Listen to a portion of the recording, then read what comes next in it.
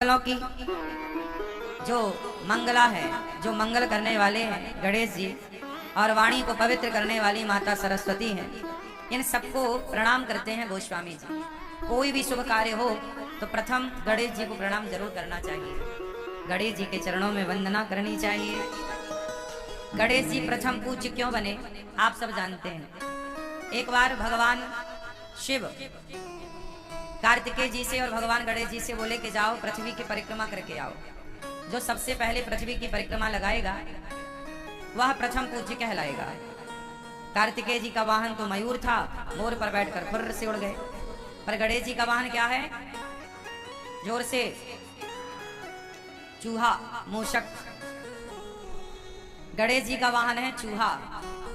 तो गणेश जी धीरे धीरे चले। अब गणेश जी जब चले तो गणेश जी सोचे कि मैं पूरी पृथ्वी की परिक्रमा कैसे लगाऊं। बोले संपूर्ण विश्व माता पिता में समाया है, क्योंकि माता पिता में हम समाये थे। माता पिता से ही ये संसार प्रकट होता है। इस संसार में कोई भी हो बिना माँ बाप के संसार में आने की इजाजत नहीं है। भगवान ही क्यों ना हो, उनको भी माता पिता का आश्रय लेना पड़ा। देवकी वसुदेव, कौशल्या, दशरथ जी। इस संसार में ऐसा कोई नहीं है जो भगवान भी माँ बाप के बिना आए। तो चाहे चींटी हो या हाथी हो, इंसान हो या पक्षी हो, सबको आने के लिए किसका आश्रय लेना पड़ता है? माता पिता का। तो माता पिता ही ये सृष्टि को उत्पन्न करने वाले हैं, सृष्टि को रचने वाले हैं। इसलिए गणेश जी ने सोचा कि माँ बाप को प्रणाम कर लूं, परिक्रमा कर लूं, तो संपूर्ण पृथ्वी की परिक्रमा करने का हमें फल मिल जाएगा। गणेश जी ने माँ बाप की परिक्रमा लगाई, और जैसे माँ बाप की परिक्रमा लगाई, पूरी पृथ्वी की परिक्रमा लगाकर कार्तिकेय जी आए। बोले हम तो देखो पहले परिक्रमा लगा के आ गए, अब हमारी प्रथम पूजा होनी चाहिए। शंकर जी बोले आपने प्रथम परिक्रमा नहीं लगाई विश्व की, तो किसने लगा दी? बोले गणेश जी ने। कैसे लगाई? बोले इन्होंने हमारी परिक्रमा लगाई, पार्वती और शिव की। शिव पार्वती की एक परिक्रमा लगा ली तो पूरे ब्रह्मांड की परिक्रमा लगाने का उन्हें फल मिल गया। कार्तिकेय जी को गुस्सा आई और क्रोध में आकर कार्तिकेय जी ने एक छोटा सा प्रहार कर दिया गणेश जी के ऊपर। तो वो प्रहार जाकर गणेश जी के दांत में लगा, तो गणेश जी का एक दांत टूट गया। तब से उनका नाम पड़ा एक दंत। क्या नाम पड़ा? एक दंत दयावंत चार भुजाधारी, माथे सिंदूर सोहे। तो गणेश जी का नाम एक दंत। तो कार्तिकेय जी और गणेश जी के बीच में जो शर्त लगी तो गणेश जी जीत गए। तो गणेश जी ने माँ बाप की परिक्रमा की, तब से गणेश जी प्रथम पूज्य हो गए। कि गणेश जी जैसी बुद्धि किसी के पास नहीं है, इसलिए गणेश जी बुद्धि के अधिष्ठात्र बन गए, बुद्धि के देवता बन गए। गणेश जी किसके देवता हैं? जोर से। गणेश जी बुद्धि के देवता हैं। जिसे बुद्धि चाहिए वो गणेश जी के पास जाए। गणेश जी बुद्धि के परम देवता हैं। अच्छा, गणेश जी का वाहन है चूहा। अब जरा यहाँ ध्यान से सुनिएगा। हमारे वेदों पुराणों ने, हमारे ऋषि मुनियों ने कितनी बढ़िया व्यवस्था की है। समझदार को इशारा काफी, ये सुना है ना आप लोगों ने? आप सब समझदार हैं, इसलिए हमें सारी करते चलेंगे। देखो गणेश जी बुद्धि है और गणेश जी का वाहन क्या है? चूहा। चूहा किसका प्रतीक है? चूहा किसका प्रतीक है? तर्क का। कुतरता रहता है ना, कुछ भी मिल जाएगा चूहा कुतर देगा। चूहा तर्क का प्रतीक है। किसका प्रतीक है? तर्क। चूहा है तर्क और गणेश जी है बुद्धि। तो गणेश जी किसके ऊपर सवार है? बुद्धि के। गणेश जी किसके ऊपर सवार है? तर्क के ऊपर। बुद्धिमान वही हो सकता है जो तर्क पर सवार हो। तर्कमय बुद्धि श्रेष्ठ है। जो विद्वान होगा वह तर्क जरूर करेगा, तार्किक होगा। तर्क शास्त्र पढ़ते हैं ना हम लोग, तर्क शास्त्र। तो बुद्धिमान व्यक्ति, देखो एक बच्चा होता है ना, बहुत सारे सवाल करता है। माँ भगवान है तो दिखाई क्यों नहीं पड़ते? माँ गणेश जी की सूंड लंबी क्यों है? माँ गणेश जी के कान बड़े बड़े क्यों हैं? ऐसा बच्चा पूछता है ना आपसे। तो ये बच्चा जो पूछ रहा है उसके पूछने को तर्क कहते हैं। वो तर्क करता है। जैसे तर्क है गणेश जी के कान बड़े क्यों हैं, ये तर्क है। आप हमसे पूछो, चलो हम आपसे पूछ रहे हैं, बताओ। ओ भैया, ओ पंचायती लाला, देखो आगे आके पंचायत कर रहे हैं। सुनो, ओ सुन रहा है ना तू जो कह रहा हूँ, ध्यान से सुनना है अब 5 दिनों तक।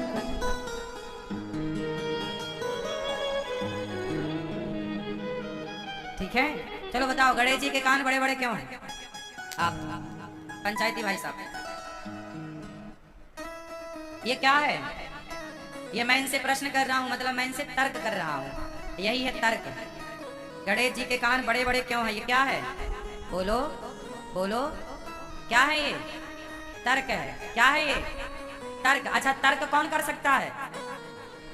सवाल कौन कर सकता है? मूर्ख व्यक्ति कभी सवाल नहीं कर सकता, पढ़ा लिखा बुद्धिमान ही सवाल कर सकता है। सवाल करने वाला तार्किक है, मतलब पढ़ा लिखा है। छोटे छोटे बच्चे बहुत सारे सवाल करते हैं, क्योंकि उनके अंदर, वो अभी पढ़े लिखे तो नहीं है, पर उनकी जिज्ञासा है, तर्क है। तो तर्क कौन कर सकता है? बुद्धिमान व्यक्ति। एक बच्चा वो होता है जो अपने टीचर से बहुत सारे सवाल करता है, सर जी समझ में नहीं आया, ऐसा क्यों हुआ, ये ऐसा है तो ऐसा क्यों हुआ, वैसा है तो वैसा क्यों। जो बच्चा बहुत सारे सवाल करता है मतलब वो बुद्धिमान होगा, और जो बच्चा मास्टर से कुछ नहीं पूछता वो 1 नंबर का बुद्धू होगा। बात सही है कि गलत है? जो ज्यादा सवाल करेगा वो कौन होगा? जोर से, बुद्धिमान। तो गणेश जी किस पर बैठे हैं? तर्क पर। गणेश जी बुद्धि हैं और सवार तर्क पर है। बुद्धिमान हमेशा तर्क करता है। ये गणेश जी का चूहे पर बैठने के पीछे का साइंस है, विज्ञान है। गणेश जी के कान बड़े बड़े होने के पीछे का विज्ञान बताओ आप।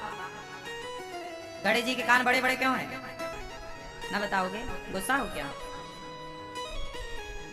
मोबाइल वाली मैया, अब बताओ, अब बताओ आप। हाँ बैठो संभल के, अब बताओ गणेश जी के कान बड़े बड़े क्यों हैं? जल्दी से, क्यों?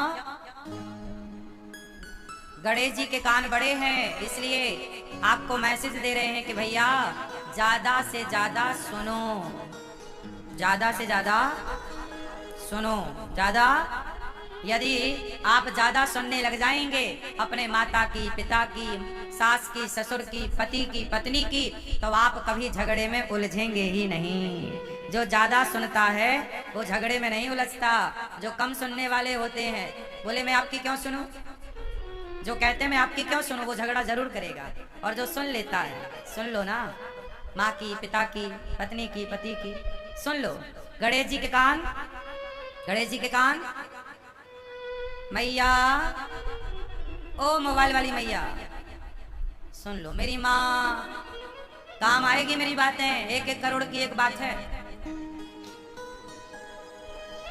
कुछ बातें 20-20 करोड़ की भी मैं आपको बताऊंगा। 5 दिन में आपको करोड़पति बना के भेजूंगा यहाँ से। करोड़ों का ज्ञान यदि आपके पास ना आए तो कह देना। मैया आप सुन रही हो ना, आवाज आ रही है? तो बताओ गणेश जी के कान बड़े क्यों हैं? आपको ज्यादा से ज्यादा सुनना है।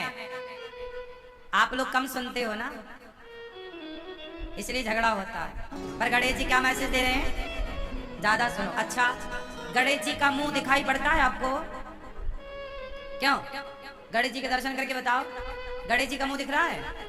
हाँ या ना? हाँ या ना? हाँ या ना? जोर से। गणेश जी का मुंह नहीं दिख रहा है। गणेश जी के मुंह अंदर है, सूंड ऊपर है। सूंड दिख रही है, मुंह दिख नहीं रहा है, मुंह भीतर की तरफ होता है। गणेश जी के कान बड़े हैं और मुंह अंदर है, मतलब दिख नहीं रहा है। मतलब गणेश जी का मैसेज है कि मुंह को छिपा के रखो, मतलब बोलो कम, सुनो ज्यादा। कान बड़े रखो, मुंह को छिपा के रखो, बोलना। जो लोग कम बोलते हैं वो सुखी होते हैं, जो दिन भर बोलते हैं, ज्यादा बोलते हैं, बकवास करते हैं, वो किसी न किसी उलझन में उलझते ही उलझते हैं। सही है? सारा झगड़ा कहाँ से होता है? मुंह से। महाभारत कहाँ से हुआ? द्रौपदी के मुंह से धोखे से निकल गया कि अंधों के अंधे होते हैं, दुर्योधन के लिए। अवश्य निकल गया, दुर्योधन ने बात पकड़ ली और फिर दुर्योधन ने बोला इसके कपड़े उतार दो। तो महाभारत धनुष बाण से तो बाद में हुआ, पहले कहां से हुआ? मुंह से हुआ। तुमने कहा कि अंधा है, अंधों के अंधे होते हैं। द्रौपदी ने कहा तो दुर्योधन बोला मैं बदला लूंगा। इसने मुझे अंधा कहा, मैं इसके कपड़े उतारूंगा।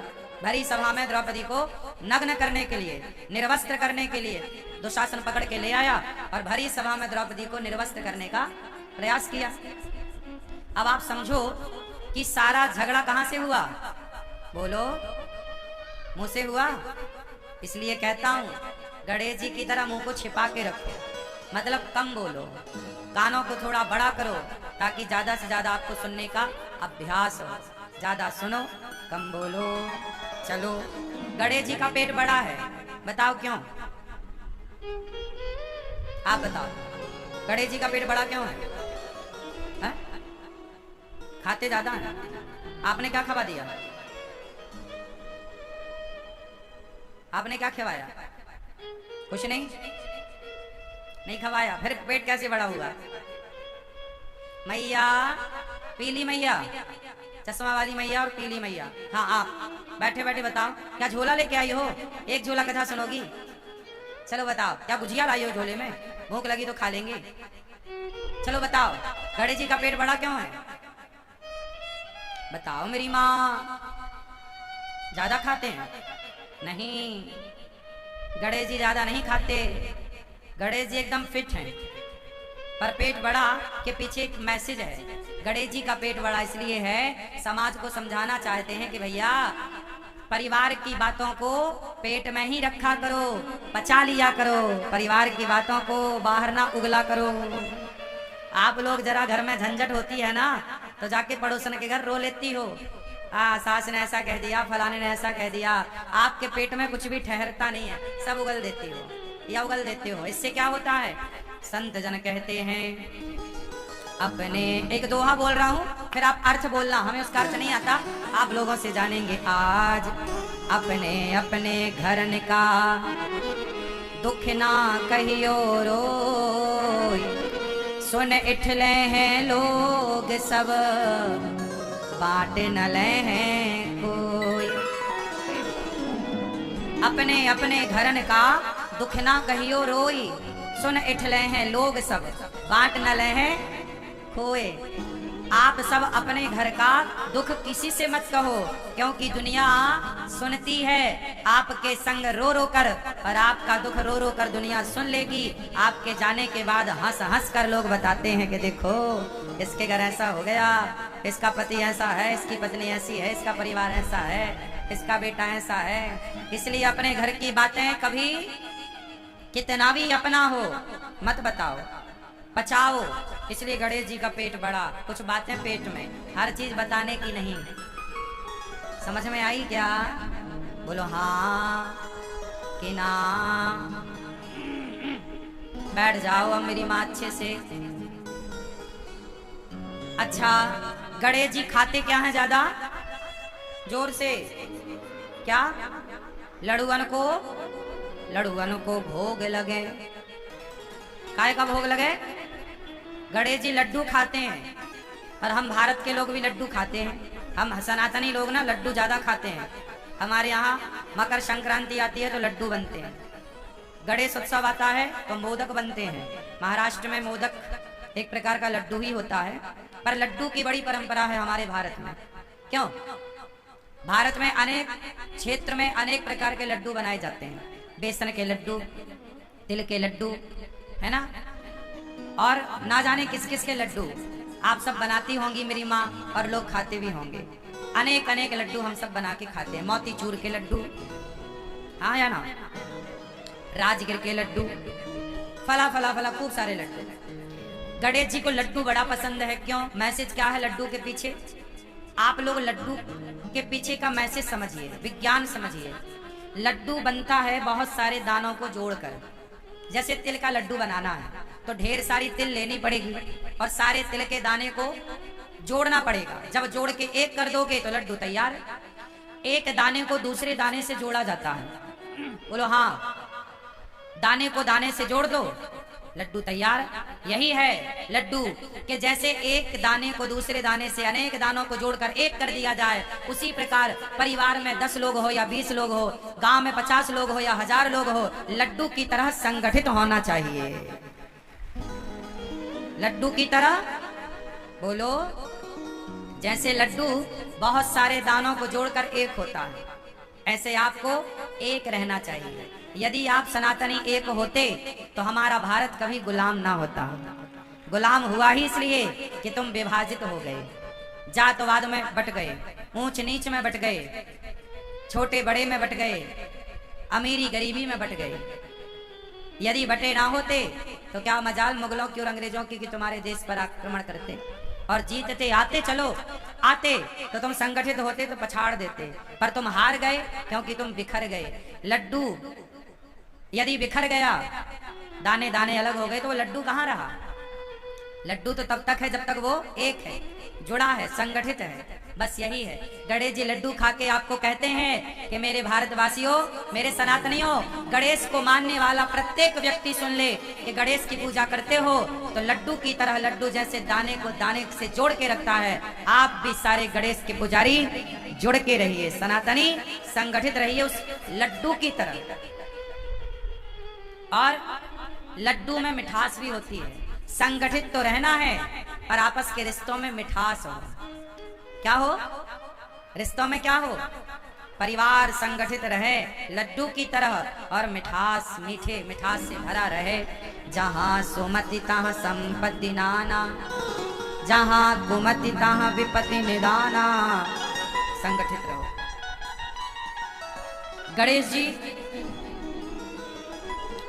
गणेश जी की नाक बड़ी है। बोलो हाँ, गणेश जी की नाक बड़ी है। चलो अब इसका मतलब आप बताओ। ये चश्मा वाली बहन बताएंगे, सब हमने बताया, कुछ आप बताओ। गणेश जी की नाक क्यों बड़ी है? बैठे बैठे बताओ। नहीं पता? क्यों? आप बताओ। नहीं बताओगे ना? कुछ कसम खा के आए हो, कुछ नहीं बताऊंगा, है ना? गणेश जी की नाक बड़ी है। समाज में कुछ ऐसा काम करो अपनी बुद्धिमत्ता से, आप समाज में इतने बड़े पद, बड़े नाम तक पहुंचो कि समाज में आपके सम्मान की नाक बड़ी हो।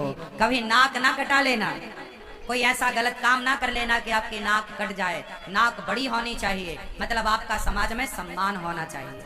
आजकल के लोग सम्मान की परवाह नहीं करते और गलत काम कर लेते हैं, बाद में भले उनकी नाक कट जाए। अब देखो ना, बहुत सारे लोग हैं जो गलत काम कर रहे हैं, उन्हें जरा भी डर नहीं कि हमारे गलत काम से हमारे माँ बाप की छवि का क्या होगा, हमारे माँ बाप की नाक का क्या होगा, हमारे माँ बाप की इज्जत का क्या होगा। जब आप कोई भी अच्छा काम करते हो तो आपके माँ बाप का नाम बढ़ता है। जब कोई भी आप अच्छा कार्य करते हो तो आपके गांव का, आपके समाज का, आपके देश का नाम आपसे गौरवान्वित होता है। बोलो हाँ। और जब आप कोई भी गलत काम करते हो तो आपके माँ बाप की नाक कट जाती है। बोलो हाँ। तो गणेश जी की नाक बड़ी है कि भैया नाक बड़ी करना है, नाक कटाना नहीं है। सम्मान कमाना है, इज्जत कमानी है, नाक कटानी नहीं। ऐसे कोई काम नहीं करने जिन कामों को करने से आपका समाज में अपयश हो। सदा वही काम करो ईमानदारी से जिससे आपका समाज में यश स्थापित हो। यही कार्य करना चाहिए। बोलिए गणपति बप्पा गणेश भगवान की।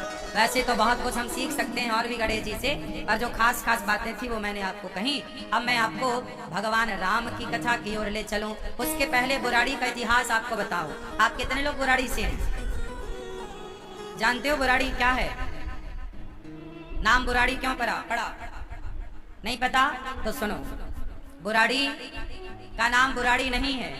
बुराड़ी का नाम आज के 5000 साल पहले ये जगह जो यमुना के तट पर जो बुराड़ी गांव है, जिस गांव को बुराड़ी कहा गया, यह गांव मुरारी था एक समय पे। आज से 5000 साल पहले इस गांव का नाम क्या था?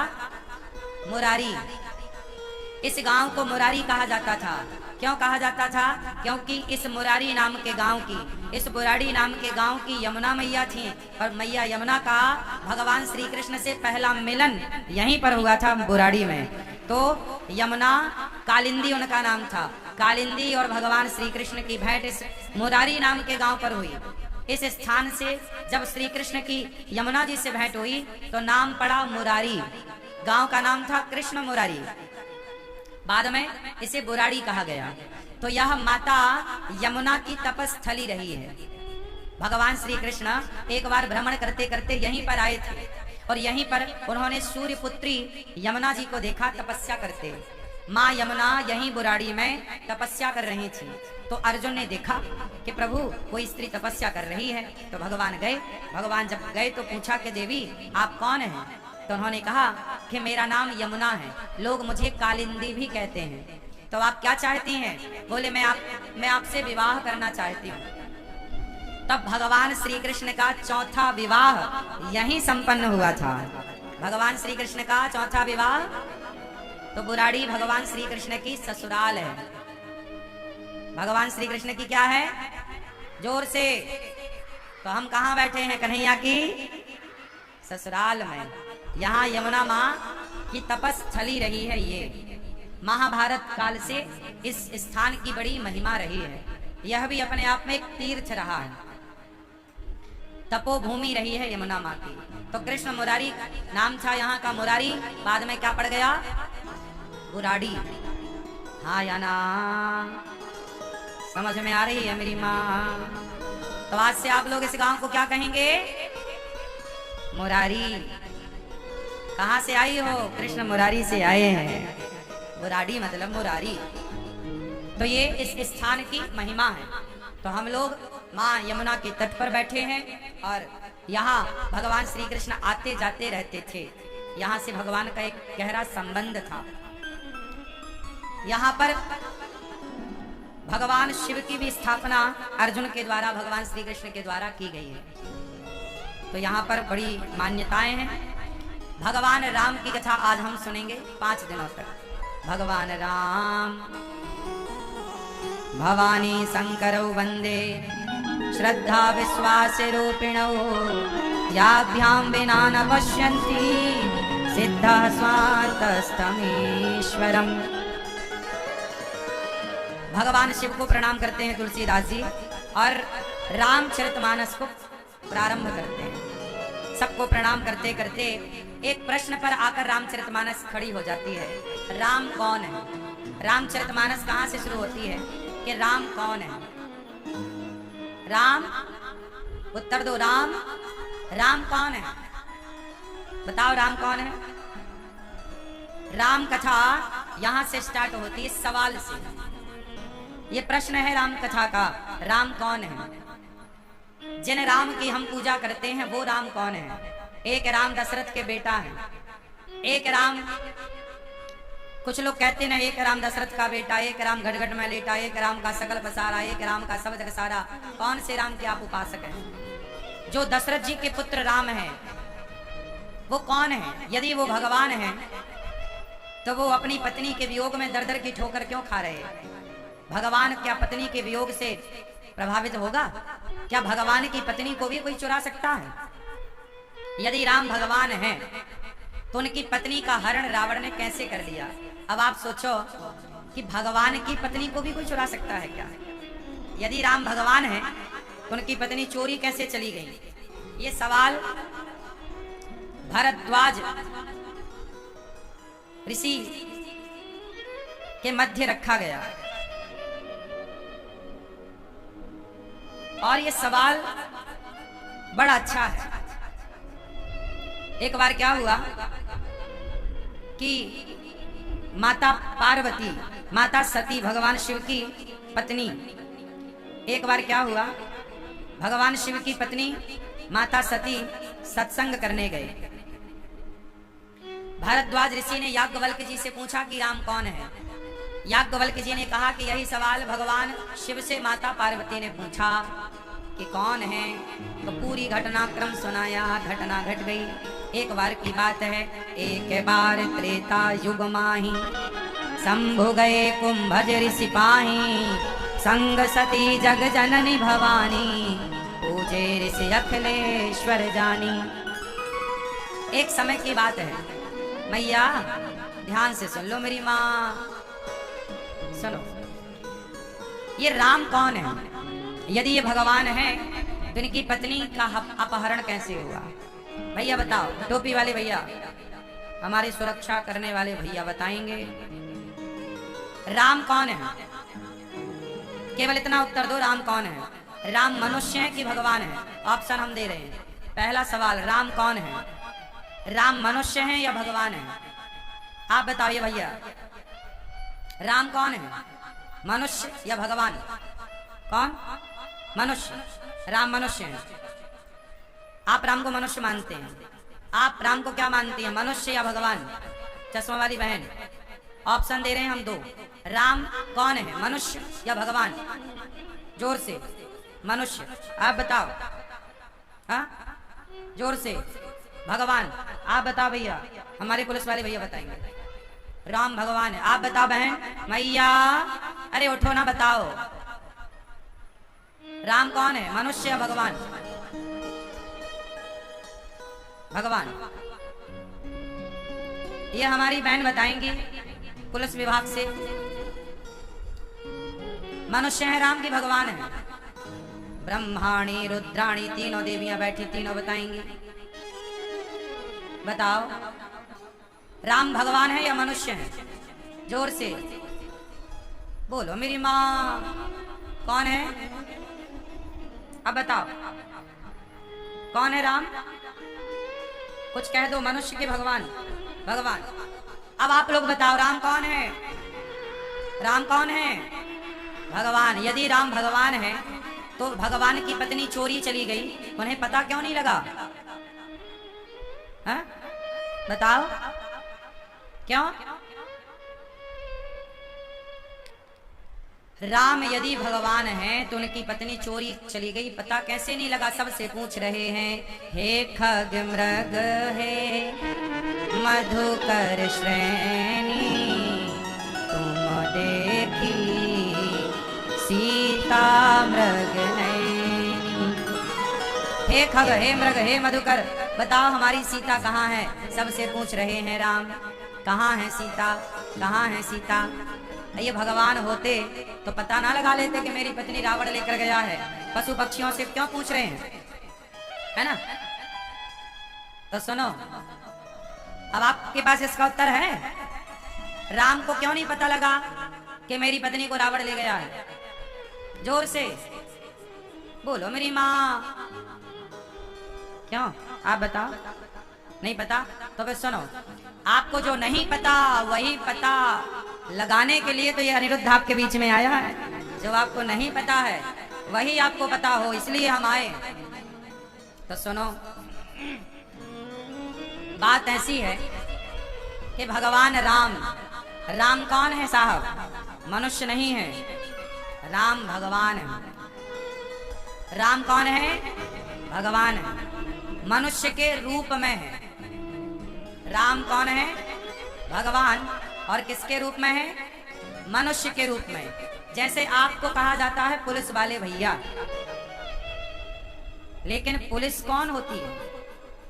अरे पुलिस, पुलिस आपका एक पद है, एक पद का नाम पुलिस है। उस पुलिस के भीतर तो आप इंसान ही हैं। उसी तरह जैसे आप पुलिस वाले बनकर अपना काम करने आए हैं, आप हैं किसी माँ के बेटा, आप हैं किसी के पिता, आप हैं किसी के पति, आप सामान्य हैं, लेकिन आपको एक पुलिस का कार्य दिया गया है। तो आप पुलिस के कार्य को जब करेंगे तो ईमानदारी से करेंगे ना। उसी तरह राम भगवान हैं, लेकिन उन्हें मनुष्य का काम दिया गया है। तो मनुष्य का काम करने के लिए बिल्कुल मनुष्यों की लीला कर रहे हैं वो। जैसे आप पुलिस वाले बनकर पुलिस का कार्य कर रहे हैं, आप भी मनुष्य सामान्य हैं, लेकिन आपके पास वर्दी है, पावर है, तो आप पुलिस कहलाते हैं। उसी प्रकार राम है भगवान, पर मनुष्य की तरह बने हैं। क्यों बने? क्योंकि रावण ने वरदान मांगा था कि मैं मनुष्य के हाथों मरूं। रावण ने वरदान मांगा होता कि मैं भगवान के हाथों मरूं, तो राम भगवान ही है, भगवान बन के डायरेक्ट मार देते। पर रावण ने वरदान मांगा कि मनुष्य के हाथ मरूं। अब मनुष्य के हाथ मरूं तो सवाल ये खड़ा कि कोई भी मनुष्य मार सकता था। हम काहू के मरही न मारे, बानर मनुष्य जाति दोई बारे। रावण ने ब्रह्मा जी से सैकड़ों साल तक तपस्या करके वरदान मांगा कि मैं मनुष्य के हाथों मरूं। लोगों ने कहा कि मनुष्य तो इतने सारे हैं, कोई भी मार देगा ना। मनुष्य जैसा दिखना अलग है और मनुष्य होना अलग है। आप में से कितने लोग मनुष्य हैं? कृपया हाथ उठा के हमें बताएं। जो मनुष्य हैं वो हाथ उठाएं। आप मनुष्य हैं? जो मनुष्य हैं वो हाथ उठाएं, हमें दर्शन दें। हैं? आप मनुष्य नहीं हैं? और आप देखो, आप लोग कह रहे हैं जी हम मनुष्य हैं, इसमें भी कोई डाउट है? हाँ, संदेह तो इसी में है कि आप मनुष्य हैं ही नहीं। आप मनुष्य जैसे केवल दिख रहे हैं। सोने जैसा दिखना और सोना होना, ये दोनों अलग बातें हैं। सोने जैसा दिखना अलग है और सोना होना अलग है। मनुष्य जैसा दिखना अलग है और मनुष्य होना अलग है। मनुष्य कौन? जिसके अंदर राम जैसी मर्यादा हो, राम जैसा चरित्र जिसका हो, वही पूर्ण मनुष्य है। अच्छा बताओ, रावण भी तो मनुष्य ही था। उसके आचरण के कारण उसे राक्षस कहने लग गए लोग, वरना 2 हाथ 2 पांव तो उसके भी हैं। हाँ या ना? रावण में कोई बहुत ऐसा थोड़ी कि वो राक्षस जैसे बड़े बड़े दांत थे उसके, नहीं, सामान्य मनुष्य जैसा ही था। लेकिन उसे लोग मनुष्य नहीं कहते, राक्षस कहते हैं। जैसे कंस मनुष्य, अच्छा चलो छोड़ो कंस, दुर्योधन कौन था? मनुष्य ही तो था। बोलो था? दुर्योधन भी मनुष्य था और अर्जुन भी मनुष्य है। लेकिन इन मनुष्यों में अंतर कितना है कि दुर्योधन के अंदर मनुष्य वाला कोई लक्षण नहीं है। बताओ, यदि मनुष्य होता तो एक मनुष्य की मनुष्यता कहाँ गई थी जब वो भरी सभा में किसी स्त्री के कपड़े उतार कर उसका अपमान कर रहा था? तो मनुष्य ऐसा नहीं हो सकता। मनुष्य जैसा दुर्योधन दिखता तो था, पर मनुष्य के चोले में एक अलग ही राक्षस था।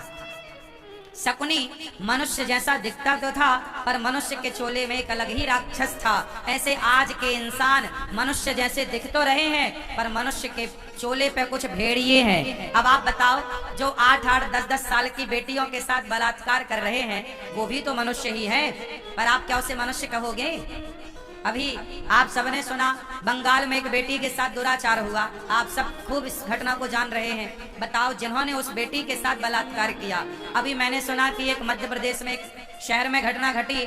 एक आदमी बलात्कार कर रहा था एक महिला के साथ और लोग उसका वीडियो बना रहे थे। रोका किसी ने नहीं, बलात्कार होता रहा, पब्लिक के सामने होता रहा और लोग वीडियो बनाते रहे। अब वो बलात्कार करने वाला और वो वीडियो बनाने वाले कौन है? आप उन्हें मनुष्य कहोगे?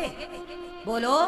वही तो हम समझा रहे हैं कि आजकल मनुष्य कम बचे। मनुष्य वही है जो जिसके भीतर मनुष्यता है, धर्म है, सत्य है, दया है, करुणा है, वो मनुष्य है। वो कैसा मनुष्य जो किसी के साथ जबरदस्ती करे, दुराचार करे, उसको चीख सुनाई ना पड़े, करुण पुकार सुनाई ना पड़े, वो कैसा मनुष्य है भाई? तो आज मनुष्य के रूप में भेड़िए हैं। हाँ या ना? हाँ या ना? बोलो हाँ। आप रास्ते से जा रहे हैं, बूढ़ी माता जा रही है, पीछे से चोर आया, बूढ़ी माता के गले से चैन लेकर उसका पर्स लेके भागा। वो बूढ़ी अम्मा गिर गई, उसका सिर पे लगा, भले वो मर गई, मर जाए, पर चोर को तो चोरी से मतलब है। चोर को तो चोरी से मतलब है, भले वो महिला मर गई, गिर गई, चोट लग गई। तो बताओ, जिसने वो चोरी कर ली, क्या वो मनुष्य था? क्या मनुष्य के यही लक्षण है कि तुम दूसरे की चोरी कर लो? क्या मनुष्य का यही लक्षण है कि तुम किसी का बलात्कार कर लो? क्या मनुष्य का यही लक्षण है कि तुम्हारे सामने वाला? ये तो ऐसा हुआ कि भीष्म पितामह के सामने द्रौपदी की लाज लुटती रही और पितामह चुपचाप बैठे रहे, इसलिए पितामह को बाणों की सैया मिली। मेरी माँ, मनुष्य कौन है? राम के लक्षण, राम के आचरण जिसके भीतर हैं, वही मनुष्य है, वरना मनुष्य के रूप में भेड़िए जानवर। अब आप ही आकलन लगा कर लेना, आप ही समझ लेना। मोबाइल वाले भैया सुन लो, लाला, तुम्हारे गूगल में ये बातें ना मिलेंगी जो हम तुम्हें फ्री में दे रहे हैं। सुन लो, काम आएंगे। तुम मनुष्य हो? मनुष्य हो? कितने %? पूरे 24 कैरेट के हो के 5-10 कैरेट के? कितने % मनुष्य हो आप? 5, 10, 20, 50 या 100? है? कितने? 57? नहीं, कितने % मनुष्य हो? 100% या 50 या 40? 5, 50। अच्छा, आप 50% मनुष्य हो, तो 50% क्या हो भाई साहब? बताओ, बोलो। अरे हमसे बात करो, वहां कोई ना बताएगा उत्तर, किसी के पास नहीं इसका उत्तर। बताओ, आप 50% तो कह रहे हो मनुष्य हैं, बाकी बचा 50% क्या हो आप? बोलो। नहीं, अब हम बता रहे हैं, सुनो। जब बच्चा पैदा होता है तब बच्चा 100% मनुष्य होता है। ईश्वर ने तो सबको मनुष्य ही बनाया था। छोटा सा बच्चा, ना उसके अंदर काम, ना क्रोध, ना लोभ, ना मोह, ना बदले की भावना, ना जातिवाद, ना ऊंचा, ना नीचा, ना छुआ, ना छूत, कुछ भी नहीं है। छोटे से बच्चे के अंदर क्या दोष है बताओ? कुछ नहीं है, निर्मल है। छोटा बच्चा कैसा है? बोलो। निर्मल। उसके मन में कोई कपट है? 2 साल के बच्चे के अंदर कोई कपट है? छल है, झूठ है, निंदा है, चुगली है? वो बच्चा 100% मनुष्य है। लेकिन जैसे जैसे उम्र बढ़ती है तो आपके अंदर काम, क्रोध, लोभ, मोह, अभिमान, इतनी बुराइयां आ जाती हैं, आदमी पैसे लेके मर्डर करने को भी तैयार है आजकल। मतलब आदमी पैसे के पीछे मारने और मरने को तैयार है, दूसरे की जान लेने को तैयार है। ऐसा बच्चा तो नहीं था। छोटा सा बच्चा से आप कहो कि भाई मैं तुझे 1 करोड़ देता हूं, जा किसी को मार के आ।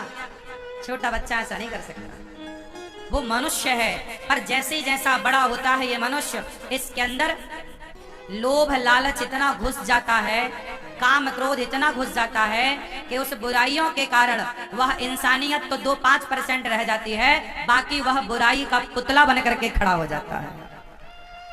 रावण कौन है? बुराई का पुतला। दशहरा में क्या जलता है? रावण नहीं जलता, बुराई का पुतला जलता है। बोलो हाँ, वो बुराई का पुतला कौन है? बताओ, क्या वो बुराई का पुतला हम और आप नहीं है? उत्तर दो। क्या वो बुराई का पुतला आप और हम नहीं है? यदि हम और आप हैं तो बताओ, ये बुराई का पुतला कब जलाओगे? कब आपके भीतर की बुराई जल के राख होगी? और कब वो दिन आएगा जब आपके भीतर केवल अच्छाई ही अच्छाई होगी, जब आपके भीतर केवल राम ही राम होंगे और रावण का पुतला जल चुका होगा, है ना? तो आप 50% राम हो भैया और 50% रावण हो। तो इस दशहरे में अपने भीतर के रावण को जला दीजिएगा सब लोग। हम सबके भीतर एक रावण है, केवल एक के नहीं, मैं सबके लिए बोल रहा हूँ। हम सबके भीतर एक रावण है, एक बुराई का रावण है, और हम सबके भीतर एक राम है। फर्क कितना है कि किसी के भीतर के राम सोए हैं और रावण जाग रहा है, और किसी के भीतर का रावण सोया है और राम जाग रहे हैं। अब आप बताओ कि आपके भीतर है, ये मुझे मत बताना, अपने आप को बताना। आप अपने आप को बेहतर तरीके से जानो, और हमें जनाने की आवश्यकता बिल्कुल नहीं। बहुत समझने की बात है समझदार को। तो राम जी आए मनुष्य बनकर, और मनुष्य अब राम को मनुष्य ना समझ लेना, वो मनुष्य इसलिए बने ताकि आने वाले पीढ़ी को वो ये बता सकें कि भाई मनुष्य कैसा होता है। आने वाले समय पे तो लोग मनुष्य की परिभाषा भूल चुके होंगे ना कि एक अच्छा मनुष्य कैसा होता है। तो भगवान को मनुष्य बनकर इसलिए आना पड़ा ताकि आने वाले कलयुग के लोगों को ये बताया जा सके कि मनुष्य राम जैसे होते हैं, परिभाषा दे सके 1-2 अक्षर में कि राम मनुष्य की परिभाषा। राम जो अपने माँ बाप की आज्ञा का पालन करें। आजकल कौन बेटा अपने माँ बाप की आज्ञा का पालन कर रहा है? जो कर रहे हैं उन्हें हम प्रणाम करते हैं, जो नहीं करते उन्हें कहते हैं कि राम बनो। आज कौन भाई अपने भाई भरत के लिए अपना राज्य, अपना अधिकार छोड़ने को तैयार है? आज कोर्ट कचहरी में सबसे ज्यादा भाई भाई के केस भरे पड़े हैं। सबसे ज्यादा कोर्ट कचहरी में भाई भाई का केस होता है। भाई भाई का अपराध, क्राइम बढ़ता ही चला जा रहा है। इसलिए कहता हूँ आजकल कैसे होना है हमें, कैसा बनना है हमें? राम की तरह। राम एक अच्छे भाई हैं, राम एक अच्छे पुत्र हैं, राम एक अच्छे राजा हैं, राम एक अच्छे मित्र हैं, राम एक अच्छे पति हैं। बताओ आप कैसे पति की कल्पना करती हो? रावण जैसा पति हो या राम जैसा? उत्तर उत्तर बोलो मेरी माँ। मैया, ओ मैया कर लो पंचायत। हाँ हाँ कर लो। बताओ आप कैसा पति चाहती हो, रावण जैसा या राम जैसा? ये ब्रह्माणी रुद्राणी तीनों बोलेंगे। बोलो मेरी माँ, कैसा, रावण जैसा? राम। देखो, राम यदि ना होते तो राम जैसे पति की कल्पना कहां होती? राम ना होते तो राम जैसे राजा की कल्पना कहां होती? राम ना होते तो राम जैसे भाई की कल्पना कहां होती? राम ना होते तो शबरी के जूठे बेर खाके शबरी को गले कौन लगाता? राम ना होते रावण सीता मां को ना चुराता। चलो, रावण ने सीता मां को चुराया, राम जी धनुष उठाते और रावण को मार देते। बिल्कुल आसान था, रावण को मार देते। यदि राम जी तुरंत रावण को मार देते तो फिर शबरी को कौन जानता? फिर हनुमान जी लंका कैसे जलाते, लंका कैसे जाते, हनुमान जी की पूजा कैसे होती? भक्तों का यश बढ़ाने के लिए भगवान अपने ऊपर संकट मोल लेते हैं कि मेरे ऊपर संकट आएगा और मेरे भक्त मेरी मदद करेंगे तो मेरे भक्तों का समाज में यश बढ़ेगा। भक्तों का यश स्थापित करने के लिए भगवान ने यह लीला की कि रावण ले गया और सीता माँ को सबसे पूछ रहे, हे सीता कहाँ हो, हे सीता कहाँ हो? पता सब था पर लीला करनी है। इसलिए कई लोग कंफ्यूज होते हैं कि यार ये भगवान नहीं है, भगवान होते तो पत्नी का पता लग जाता। कुछ लोग राम पर संदेह करते। राम संदेह का नहीं, राम श्रद्धा का विषय है। राम को संदेह, अच्छा राम पर बड़े बड़े कुछ लोगों को संदेह है। अच्छा, राम पर संदेह करके भी क्या पाओगे? क्या पाओगे? इसलिए राम संदेह का नहीं। एक बार भगवान शिव की पत्नी माता सती, जब शंकर जी ने देखा राम को सीता माँ खोजते हुए तो शंकर जी ने प्रणाम किया, हे प्रभु आपकी जय हो। तब माता सती को संदेह हुआ कि ये कौन है। शंकर जी ने कहा कि ये राम भगवान है। सती को संदेह हुआ, ये भगवान होते तो अपनी पत्नी का पता ना लगा लेते। बहुत समझाया शंकर जी ने, माता सती को समझ नहीं आया। अब सोचो, जिन राम को सती माता ना समझ पाई, शंकर जी तो भली भांति जान गए ये भगवान है, पर शंकर जी सती माँ को समझा ना पाए। जिन्हें माता सती नहीं समझ पाई, भला उन राम को हम और आप कितना समझ पाएंगे? बात समझ में आ रही है या नहीं? तो ध्यान से सुनो। तो आप लोगों को कथा ध्यान से सुननी है। और मेरी माँ, आपको अभी 5 दिन के लिए यह दास अनिरुद्ध बुराड़ी आया है आपके शहर, आपके नगर, तो आप रोज 3 बजे आकर के कथा सुनने के लिए बिल्कुल तैयार रहा करो। मैं समय को समझता हूँ और समय पर ही चलने की कोशिश करता हूँ, क्योंकि समय किसी के बाप की बफौती नहीं है ना। इसलिए समय का कभी दुरुपयोग नहीं करना चाहिए। समय समय पर होता है, समय समय की बात। राम जन्म का दिन बड़ा और कृष्ण जन्म की रात। समय जो अर्जुन महाभारत को जीतने वाले थे, वो अर्जुन जंगल के भीलों से हार गए, वो भी अर्जुन का समय था और ये भी अर्जुन का समय है। तो हमें शास्त्रों को पढ़कर ये समझ आया कि अपने समय का कभी दुरुपयोग नहीं करना चाहिए। एक एक क्षण अनमोल है, आपका भी और हमारा भी, हम सबका। इसलिए आपको रोज कथा में ठीक 3 बजे 2:55 पे तो कथा स्टार्ट हो जाती है। तो आपको रोज 2:30 बजे ही यहाँ के बैठना है और रोज कथा में समय से आकर 2:30 बजे से लेकर और 6 बजे तक कथा, रोज 6 बजे तक कथा होगी। फिर शाम को प्रश्नोत्तरी भी होगी। तो आप प्रश्नोत्तरी में जुड़ना चाहें तो जुड़े, वरना कथा आप सबके हित की है, आप सब सुनते रहें और समय का ख्याल रखेंगे। अब चलते हैं आगे की कथा में। भगवान शिव माता सती को खूब समझाए। भगवान शिव माता सती को खूब समझाए। क्या किया? समझाए ना, ये भगवान है, ये भगवान है, ये भगवान है। लेकिन माता सती को समझ में नहीं आया। भगवान शंकर अपनी पत्नी को समझा रहे हैं कि ये भगवान है, राम भगवान है, राम भगवान है, पर माता सती नहीं समझी। शंकर जी ने कहा कि अब जो तुम्हारे मन अति संदेह तो तुम जाए परीक्षा ले, जाओ परीक्षा ले लो। भगवान शिव चुपचाप बैठ गए। अच्छा एक बात बताओ, कई बार आपकी पत्नी नहीं सुनती, बेटा नहीं सुनता, परिवार नहीं सुनता, जब कोई नहीं सुनता तो आप बड़े परेशान हो जाते हैं। क्या करना चाहिए उस समय आपको? बोलो। ऐसा होता है ना कि आपके अपने सुनते नहीं हैं, आप कहते कुछ हैं, परिवार सुनता कुछ है, आप समझाते कुछ हैं, समझता कुछ है। ऐसा होता है ना? क्यों? शंकर जी भी समझा रहे हैं, माता सती समझ ना पाई। फिर शंकर जी ने क्या किया? चुपचाप बैठ गए। एक बात बताओ, एक गिलास पानी में मैं एक चम्मच धूल डाल दूं, एक गिलास साफ पानी मैं एक चम्मच धूल डाल दूं और घोल दूं, पानी कैसा हो जाएगा? जोर से, जोर से। पानी कैसा होगा?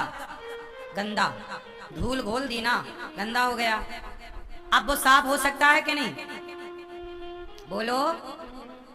वो पानी साफ हो सकता है क्या या नहीं? हाँ या ना?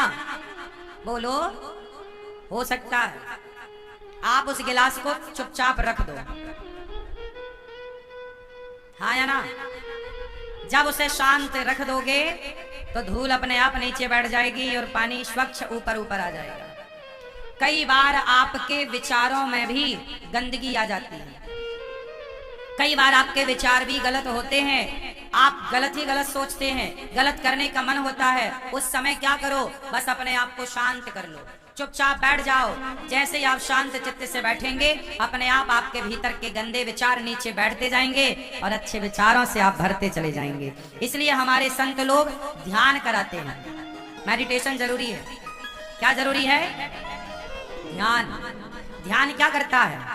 जैसे गिलास में गंदा पानी है और आप चम्मच से चलाते रहोगे ना तो वो गंदा ही रहेगा, पर आप उसे शांत छोड़ दोगे तो वो साफ हो जाएगा। उसी तरह जब आप ध्यान करते हैं ईश्वर का, आप जब ध्यान करते हैं तो आप अच्छे विचारों से भरते हैं और जो आपके भीतर नकारात्मकता है, नेगेटिविटी, वह नेगेटिविटी समाप्त होती है और आप पॉजिटिविटी से भर जाते हैं, सकारात्मकता से भर जाते हैं। और जब आप सकारात्मकता से भरते हैं तो आपके भीतर नए विचारों का प्राकट्य होता है, नए विचारों का जन्म होता है।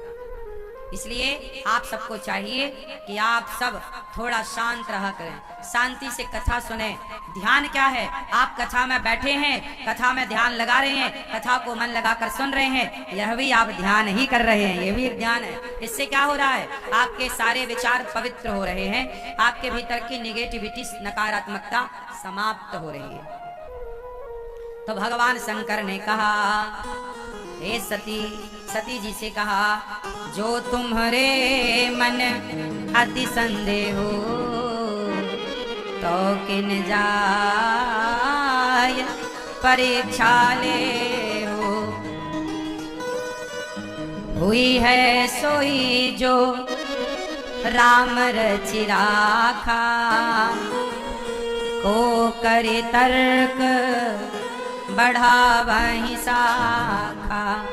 अब देखो, कई बार आपका चाहा होता नहीं है, हम लोग चाहते हैं ऐसा हो जाए, वैसा हो जाए, पर नहीं होता। अच्छा बताओ, किसका चाहा होता है? मैया, पीली मैया, जा रही हो मेरी माँ? गुस्सा हो गई क्या? सुन लो। अच्छा ये बताओ, शंकर जी कह रहे हैं कि हुई है सोई जो राम रचि राखा। ये बताओ, हमारा चाहा होता है, आपका चाहा होता है या प्रभु का चाहा होता है? किसका? सच्चाई क्या है? किसका चाहा होता है? उत्तर दो। किसका? हमारा और आपका चाहा होता है क्या? हम बहुत कुछ चाहते हैं, पर होता वही है, हुई है सोई जो राम में रचि राखा। होता वही है जो भगवान चाहते हैं। इसलिए जब हमारा और आपका चाहा होता ही नहीं है तो शंकर जी ने तो खूब समझा लिया पत्नी को, रुक जाओ, परीक्षा ना लो, पर शंकर जी का चाहा भी तो नहीं हुआ।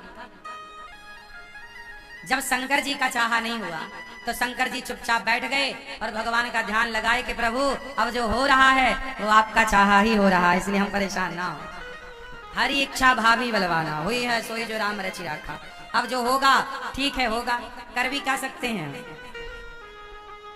आपको पता चल जाए, आपको पता चल जाए कि आपके साथ ऐसा होने वाला है, तो क्या आप पता चलने के बाद भी उस होनी को टाल सकते हैं? उत्तर दो। जरा कल्पना करो कि आपको पता चल जाए कि कल आपके साथ क्या होने वाला है, 1 साल बाद आपके साथ क्या होने वाला है, तो पता चलने के बाद भी क्या आप उस होनी को टाल पाओगे? आपको एक बढ़िया बात बताऊं, दशरथ जी को पता था कि राम का वनवास होगा, और ये बात तब पता चल गई दशरथ जी को जब राम जी का जन्म नहीं हुआ था। दशरथ जी को ये बात पता थी, 2 लोगों को पता थी, दशरथ जी को और सुमंत्र जी को। दशरथ जी को पता था कि राम का वनवास होगा, पर पता होने पर भी क्या दशरथ जी राम के वनवास को टाल पाए? होनी टलती नहीं, होनी। इसलिए आप ये मानो कि हम कर्म तो करें, काम तो करें, पर हमारे कर्म करने के बाद भी जो हो रहा है, ये मानो कि वो प्रभु की इच्छा से हो रहा है। बस हम गलत सोच ना रखें, हम गलत ना करें। बस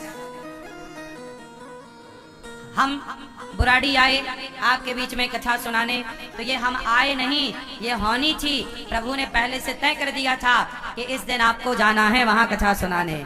ये आज का हमारा और आपका मिलन, गणेश जी के चरणों में हम बैठ के मिलेंगे, ये पहले से फिक्स था। कथा में आप लोग आओगे, ये बातें सुनोगे, सब फिक्स होता है। अब आप ये मत कहने लग जाना कि फिर चोर चोरी करता है तो क्या वो भी फिक्स होता है, बलात्कार बलात्कार करता है क्या वो भी फिक्स होता है? देखो, फिक्स तो सब कुछ होता, क्योंकि ईश्वर की मर्जी के बिना कुछ नहीं होता। लेकिन ईश्वर ने हम सबको बुद्धि तो दे रखी है। मेरे सामने आप शराब ला के रखो और मेरे सामने आप दूध ला करके रखो, तो ये तो निर्णय मुझे लेना होता है कि मैं शराब पीऊं या दूध पीऊं। ईश्वर ने कुछ समझ तो आपको दे रखी है। मैं आप लोगों से कहूं कि आप आग में कूद जाओ, तो क्या आप आग में कूद जाओगे? बोलो नहीं, क्योंकि आपको अक्ल है कि आपके लिए क्या सही है और क्या गलत है। उसी प्रकार भगवान ने सबको बुद्धि दे रखी है। जब कोई बलात्कारी बलात्कार करता है तो वो ये जानता है कि ये गलत है। जब चोर चोरी करता है तो चोरी के पहले जानता है कि ये गलत है। जब भैया तू जानता था तो गलत क्यों किया, और जब तूने गलत किया तो फिर अब तेरी गलती का दंड तुझे मिलेगा, वो भी ईश्वर की मर्जी समझ लेना। इसलिए हमें ईश्वर ने विवेक दे रखा, हम गलत काम ना करें, वो काम करें जो अच्छे हैं, और अच्छे काम करते हुए ये माने कि ये भगवान की इच्छा से हो रहा है। सही है?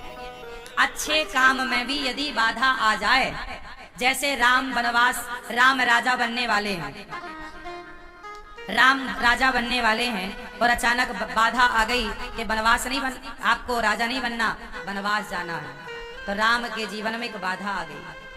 अब ये समझना चाहिए कि ये बाधा प्रभु की ही इच्छा से आई है। राम को वनवास कौन भेज सकता है? वो तो भगवान है। उनकी मर्जी के बिना पत्ता नहीं हिलता, तो राम को कोई वनवास भेज सकता है? वो तो राम अपनी मर्जी से कैकेयी को निमित्त बनाकर वनवास चले गए।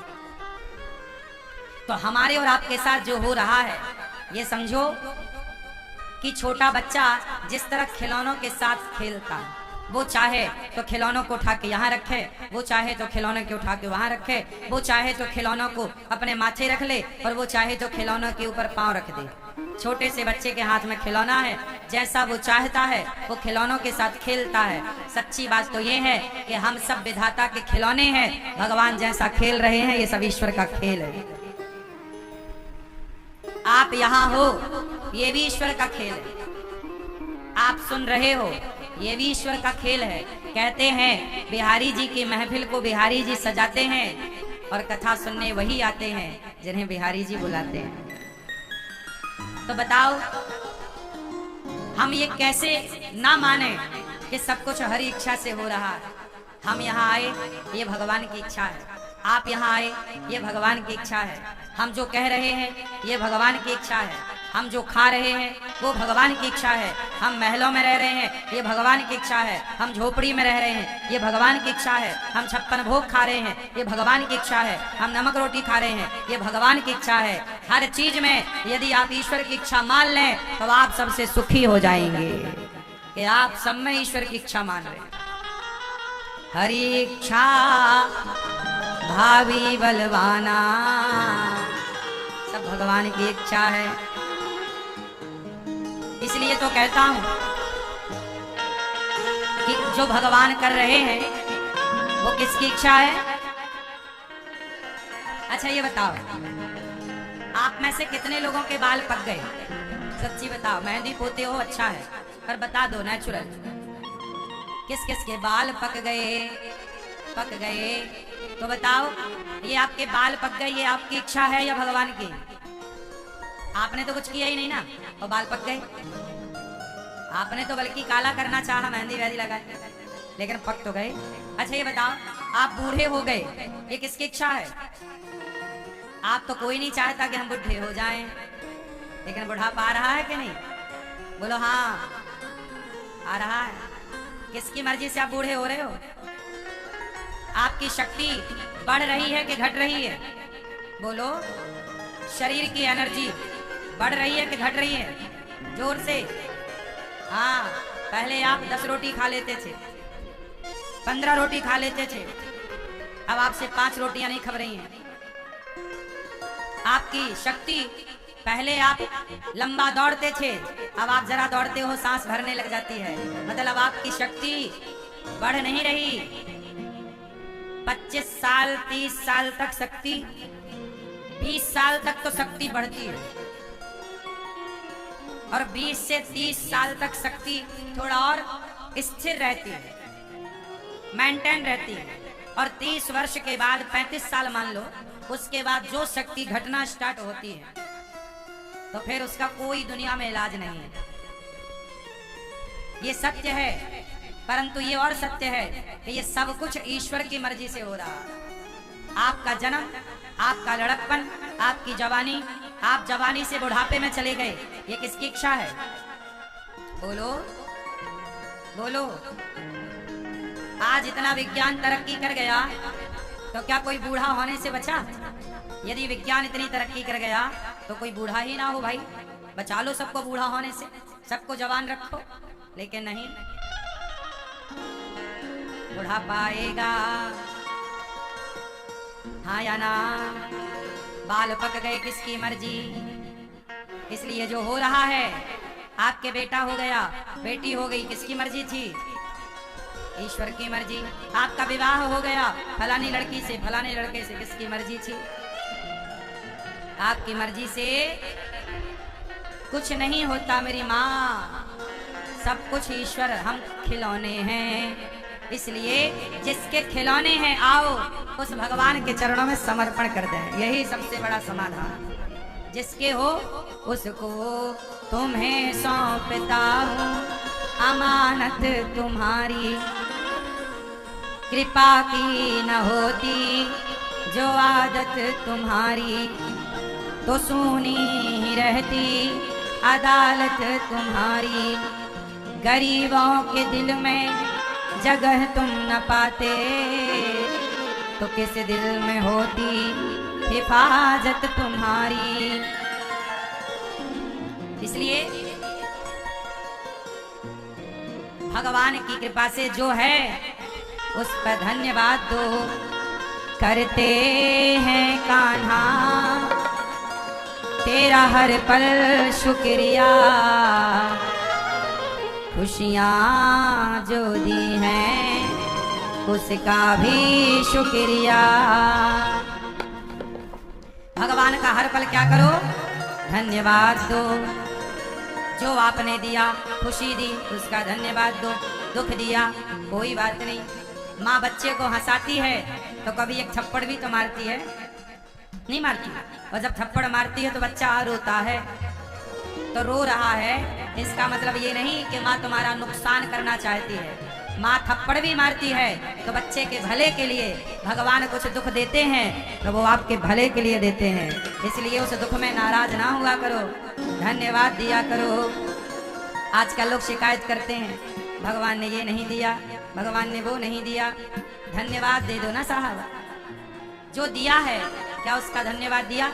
चलो बताओ भगवान ने आपको क्या दिया है? उत्तर दो, सिर ना हिलाओ, बताओ क्या क्या दिया भगवान ने आपको? हमें गिनाओ भैया, गिनाओ क्या क्या दिया आपको भगवान ने? सब कुछ दिया। चलो बताओ क्या नहीं दिया भगवान ने आपको? हा? क्या नहीं दिया? जो दिया है उसका धन्यवाद करो, जो नहीं दिया उसकी शिकायत क्यों? आजकल होता क्या है, जो नहीं मिला उसकी शिकायतें बहुत होती हैं, जो दिया उसके लिए धन्यवाद कोई नहीं करता। आओ हम धन्यवाद करें। एक आदमी मेरे से बोला, महाराज जी हमारा पड़ोसी 4000 के जूते पहनता है और बगल वाला 10,000 के पहनता है, और हमारे पास 500 रुपए की चप्पल खरीदने की भी हैसियत नहीं है। भगवान ने हमारे साथ बहुत गलत किया है, ऐसा उसने मेरे से कहा। एक आदमी मेरे से बोला कि हमारा पड़ोसी 10,000 के जूते पहनता है और हमारे पास 500 की चप्पल खरीदने की भी गुंजाइश नहीं है। मैं उसको ले गया, चल मेरे साथ आ, घूमने चलते हैं। मैं ले गया एक मंदिर, उस मंदिर के पास एक आदमी बैठा था जिसके दोनों पांव नहीं थे और उसने चप्पल पहन रखी थी अपने हाथों में, और हाथों में चप्पल पहन के घिसट रहा था। कभी इसके पास जाए, भैया जरा 2 रुपए दे दो, कभी उसके पास जाए, भैया जरा भूख लगी है 10 रुपए दे दो। मैंने कहा, देख तूने उन्हें तो देखा जिनके पास 10,000 के जूते हैं, पर तूने इन्हें कभी नहीं देखा जिसके पास जूते पहनने को पांव ही नहीं है। तो कितना अच्छा है इनसे। अब बताओ, जिसके पास पांव नहीं है उनसे हम अच्छे हैं ना, लेकिन हम उन्हें नहीं देखते, हम उन्हें देखते हैं जो 10,000 के जूते पहन रहे हैं। इसलिए अपने से ऊपर वालों को नहीं, अपने से नीचे वालों को भी तो कभी देखा करो और ईश्वर को धन्यवाद दिया करो कि विधाता कितने लोग हैं जो फुटपाथ पर सोते हैं, आपको ईश्वर ने